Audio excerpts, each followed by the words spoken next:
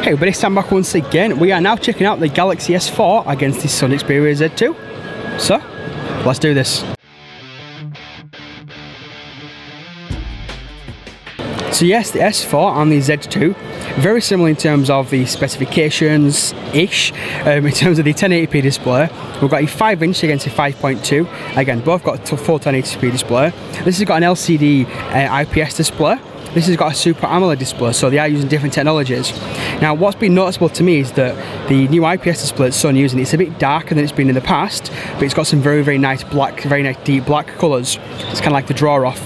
This has got a Snapdragon 600 against a Snapdragon 801, 1.9 GHz against 2.5 GHz, I believe. 2 GB of RAM against 3 GB of RAM.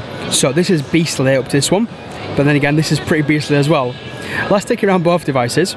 On the left side of each device, as you can hopefully just see here, we've got the camera button on the Sony, the volume up and down on the Sony as well as the power lock switch, the micro SD card slot, which I do like. It's pretty cool. And this Samsung, you have to take the back off it. You've got the power button on the Samsung.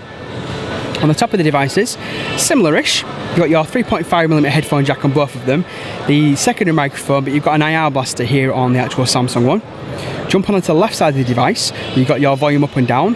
On the Sony, they've gone and put the charger on the left side, which is micro USB, as well as a micro SIM card slot. You've got a little hole there with this Sony, so you actually put a lanyard on it.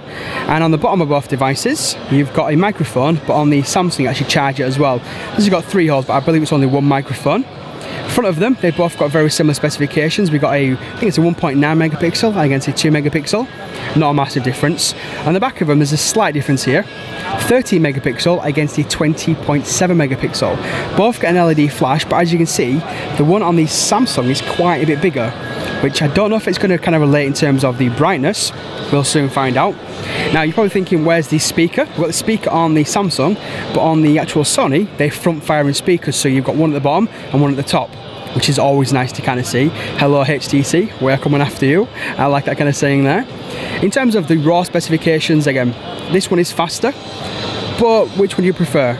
Would you prefer the Galaxy kind of mold, or are you more interested in the Sony kind of UI? Honestly, I'm not a massive fan of the Sony UI, but then again, I don't like touchwoods either.